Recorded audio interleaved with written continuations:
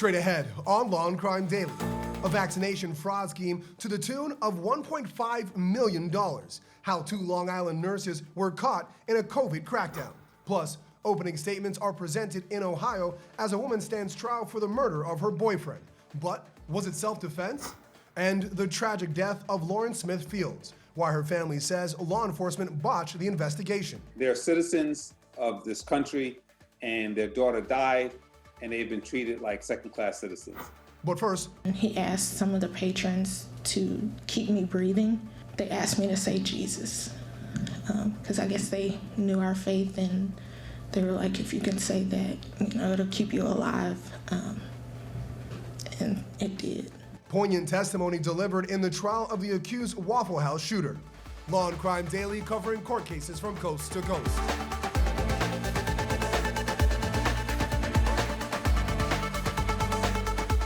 Welcome everyone to Law&Crime Daily. I'm Brian Buckmeyer along with Terry Austin. Emotional testimony is presented in the trial of the accused Waffle House shooter.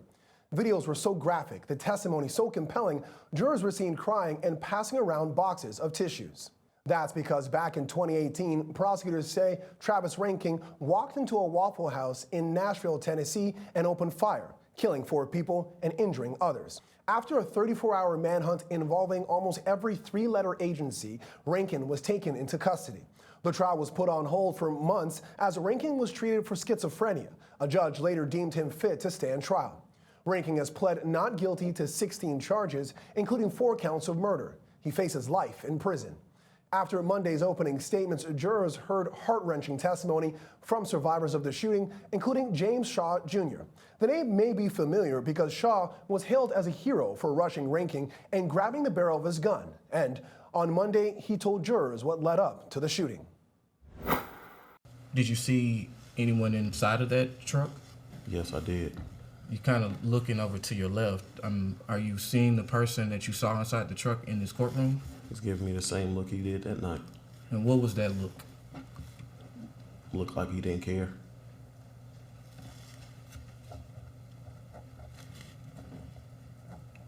Did either of you say anything, mention that look, the way that he was looking? You or Mr. McMurray? So Brennan gave you the PG-13 version.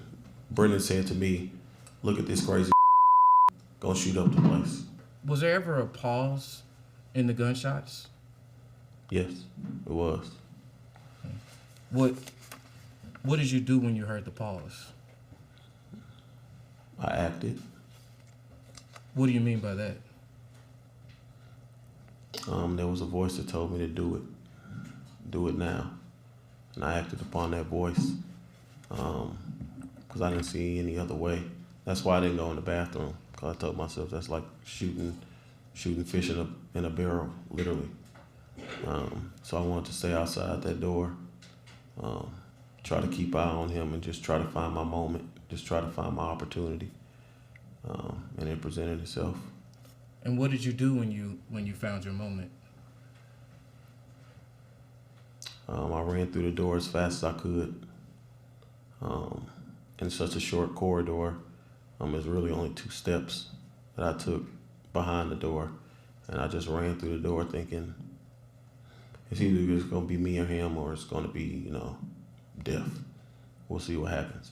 I had to think while we were literally fighting. I had to think of what I could do and not get injured at the same time and get away.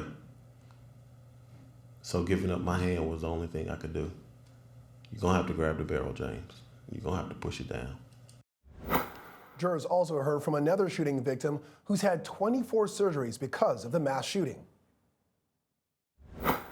As soon as he came in the door, he looked me in my eyes and he shot me immediately. He shot me 3 times. My leg was detached. It was hanging on by like tendons and skin. And I remember looking at it, and because I didn't see my arm at first, and I just remember looking at my leg like, God, please help me, because I don't think I'm gonna make it. And I looked at my leg and I passed out. Because I think I was in such shock that I passed out for a couple of seconds. And Do you remember feeling pain at that moment? Immediately. Can you describe that pain? It was the worst pain I've ever felt. On Tuesday, testimony began with another eyewitness who appears to address the defendant with a look of disgust.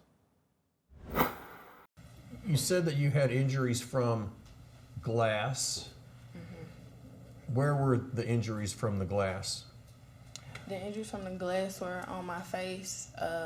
Like I said, it was just minor little scratches and lacerations. That was physical. The mental damage is forever.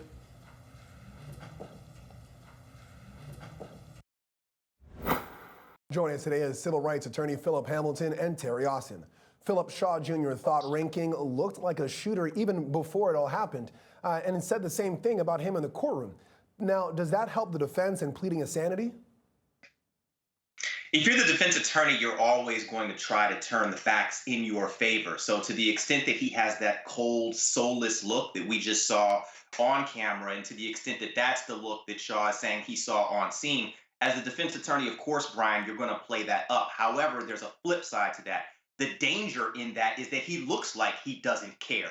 He looks like someone who's not going to get much sympathy from a jury with these facts and these witnesses. So to the extent that you're defense, you're going to try to use it, but certainly it's just as damaging on the other side.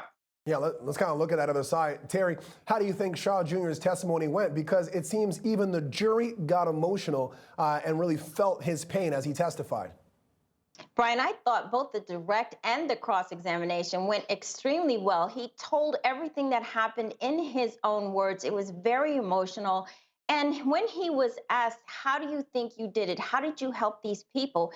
He actually said, I was favored and I was blessed. And when he said that, he started to tear up. And I'm sure the jury did as well. As far as I'm concerned, he is a true hero. More people could have absolutely gotten injured or killed.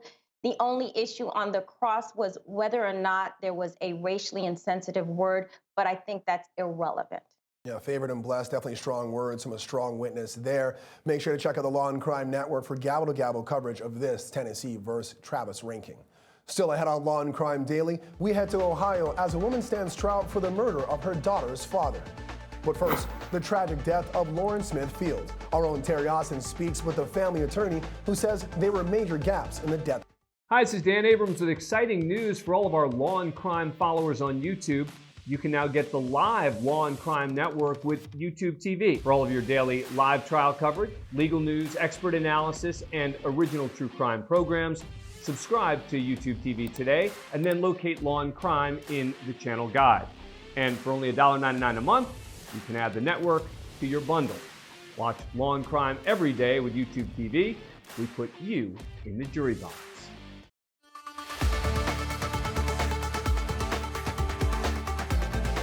Welcome back. 2 Connecticut officers are placed on leave as officials announced that the death of Lauren Smith Fields will now be investigated as a crime. Co-host Terry Austin joins us now to break down the case so far. Terry? Brian, the death of Lauren Smith Fields has recently gained traction after critics say it did not initially receive the attention it deserved. Friends and family also say investigators were racially insensitive when handling the case. The 23-year-old Black woman died on December 12th last year in what's being ruled an accidental overdose. Bridgeport, Connecticut officials report alcohol, hydroxyzine, promethazine, and fentanyl were found in her system. Police responded to a 911 call from 37-year-old Matthew LaFontaine, a white man. He told officials he met Smith Fields only 3 days prior via the dating app Bumble. LaFontaine has not been charged in the case. Members of her family say investigators violated their civil rights by failing to notify them of her death and by mishandling the death investigation. I spoke with the family attorney who tells me Bridgeport, Connecticut officials did not do the investigation justice. The police got involved, and instead of quarantining off the area, instead of collecting anything of material value, they said that this gentleman's a nice guy. He called 911. There's nothing to see here. And he's not even a person of interest. They let him go. And they never did anything else. It's not just a cliche when you say person of interest. It's a real thing. What that means is if someone is dead, There's a bloody bed sheet here. We are interested as law enforcement to find out what happened. In this particular case, it seems like they just weren't interested and they just let him go. And all of the experts that I've talked to said that the way you approach these cases is to treat it like a homicide. And if you have to dial it down, you dial it down. But it's not going to work if you just let the guy go, don't preserve the scene, and you don't do all the proper steps and then try to dial it up. It doesn't work that way. Crossland tells me the family has announced a $30 million lawsuit against the city of Bridgeport in punitive damages. The city's mayor also announced the Office of Internal Affairs will conduct an independent investigation of the police investigation. Brian? Thanks, Terry. Let's bring back civil rights attorney Philip Hamilton and Terry Austin as we dive into the death and botched investigation of Lawrence Smith Fields. Terry, so where do we go now that the criminal investigation into Smith Fields' death, now we see, what, 2 officers are suspended? What's next? You know, Brian, the family wants answers. They want to know whether or not this was a murder or whether or not this was an accidental overdose. So they want authorities to test all of the evidence, the fingerprints, the DNA, and anything else that might be incriminating. And they want the authorities to speak to witnesses. They want light shed on exactly what happened, because at this point they have no idea. And if in fact they do find that this individual was responsible, they want charges to be brought. And the attorney is absolutely trying and hoping to keep the case in the media. All right, so Philip, we saw there that there is a civil rights lawsuit, but what is the biggest flaw that you've heard so far in the investigation that can lead to a strong civil rights claim? You know, Brian, I don't know when we talk about the civil rights side of things if there's anything that makes the claim strong, only because law enforcement is always afforded so much protection by means of qualified immunity. And certainly we've talked about this a lot, even with criminal cases that have been covered on this network. That being said, there has been case law and precedent dating back to the 80s that does allow private citizens to sue law enforcement agencies for negligence, say with certain crimes involving domestic violence, etc., when investigations are not done properly. Could they ultimately move on that end or on other ends? Yes. Does it make the lawsuit strong? Not necessarily. This is more of a political angle that the attorney wants to take in terms of keeping pressure on the department, because ultimately somebody's going to be held accountable, even if not in a civil court of law. All right, we'll see how this plays out. We've got an investigation as this is now considered a crime. We've got a civil rights lawsuit going. We'll make sure to keep tabs on this case as it develops. Coming up on Law and Crime Daily, 2 Long Island nurses face forgery charges after selling fake COVID-19 vaccination cards. Plus, opening statements are presented in Ohio versus Audrey Cole. Hear from both sides after this.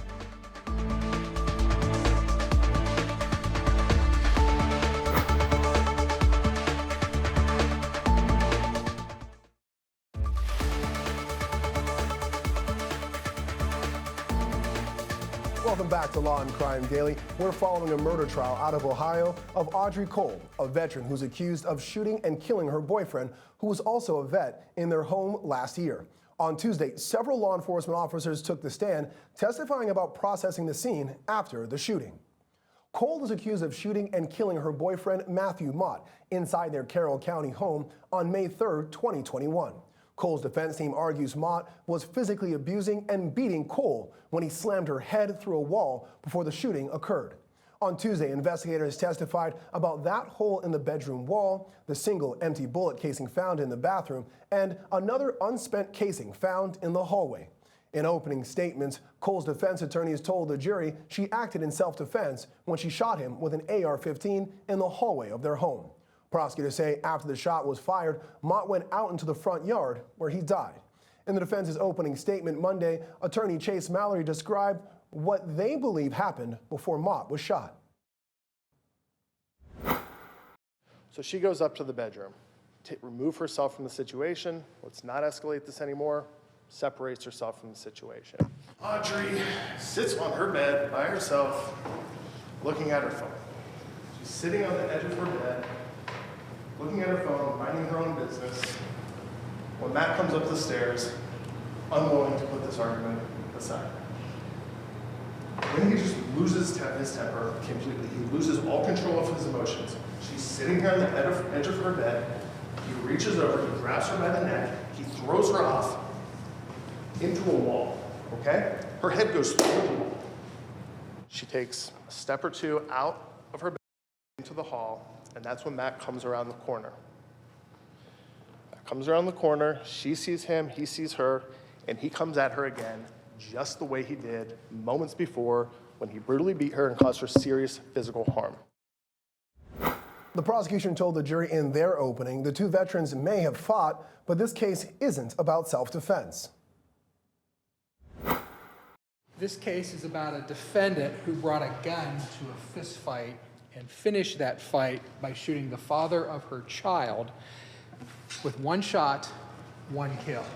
This case is not a whodunit, okay? Identity is not an issue. When people live together, they may have unhealthy relationships. They may not be able to live with each other, and they may not be able to live without each other. But at the end of the day, an unarmed man was shot. Okay? Their fight was over. There was no reason to pull that trigger. Civil rights attorney Philip Hamilton and co-host Terry Austin are back to break down opening statements in Ohio v. Audrey Cole. Terry, how did the prosecution push back on the argument of self-defense? We kind of saw it there, but was it effective? I thought that the prosecution's argument was very effective, Brian. Listen, the jury can relate to anyone who has a marital argument because people argue all the time, and it doesn't need to end up with someone being killed. So they're going to have to determine whether or not this force was reasonable. And I think the burden of proof for the prosecution might be hard. The prosecution is going to have to make sure that each and every one of those jurors thinks beyond a reasonable doubt that, this was not necessary. Yeah. Philip, I'm guessing the defense attorney would say something a little different, but you being a former public defender, how do you think the defense's opening was in saying that this was self-defense? And do you think this will lead to the defendant testifying? I mean, thematically, it's masterful. When you're dealing with facts like these, it's the only route with which you can go as a competent defense attorney. So to come out, tell the story, set the theme, right? Let the jury be thinking all the way through that this was an act of self-defense and put it on the prosecution from the inception to prove otherwise. These cases, when we've seen them, Brian, they are notoriously difficult for the prosecution to prove to the extent there's been any domestic violence. So it's going to be an uphill battle, I believe, for the prosecution. And I would certainly say great opening from the defense. Yeah, best defense is sometimes a great offense. And they actually said she will testify, so we'll see how that plays out. When we come back, 2 Long Island nurses are arrested for selling fake COVID-19 vaccination cards. How the $1 million scheme was brought to an end, and welcome back to Law&Crime Daily. 2 New York nurses now face charges for creating fake COVID-19 vaccine cards and collecting $1.5 million in the process in a very short time. Julie DeVuno and Marissa Uraro are charged with second-degree forgery stemming from their fake vaccine card scheme. DeVuno and also faces charges of a second-degree charge, offering a false instrument for filing. Prosecutors say the 2 Long Island nurses allegedly forged the vaccination cards and entered the false shots into the state's immunization database. They were found out only after they allegedly forged the official card and never gave a shot to an undercover detective. DeVuno and Uraro charged $220 for adults, but kids got a discount at $85 for the fake cards. Law enforcement say they found $900,000 in cash during a search of DeVuno's home. This prompted an internal probe into her husband, who's a New York City police officer. Investigators also found a ledger documenting their profits. It showed the woman had racked in over $1.5 million over just 3 months. Both women have pled not guilty to all charges. Philip, how serious are these charges, and are these nurses looking at a lot of jail time? I mean, they're looking at anywhere from 1 to 3 years. Of course, they're probation eligible with respect to the charge of a D felony that they are facing for this. But in terms of the risk of exposure, of course, this is very serious. And we know politically this is a hot button issue. So to the extent that they're going to be moving forward, even with this being on Long Island as opposed to directly in the city, where there have been some, let's just say, contrast with respect to vaccination and non-vaccination, they still nevertheless are very much so facing serious charges. And you have one of the nurses whose husband is a police officer that may be caught up in this. A lot of money lost. We'll see ultimately what happens. Absolutely. Terry, according to the police, as we said earlier, there was a ledger of these fake vaccination cards. Does that mean that those who they sold these cards to could be charged as well? Absolutely. If you are purchasing a fake vaccination card and you know that it's fake, under New York law, you can be penalized and prosecuted. So basically, if a person possesses a forged instrument, you know it's forged, you're intending to deceive, that is a crime of fraud. And for that, you will be prosecuted and you will possibly get a fine and you will possibly get jail time. And like Philip said, this is a very political issue. And I think that if they are caught, they will be prosecuted, even though there are so many of them and the amounts are very small. Yeah, it's going to be interesting once we start digging into that ledger and see what names and who actually pops up. Well, thank you both, and thank you for joining us here on Law and Crime Daily. We'll see you next time as we discuss justice in America.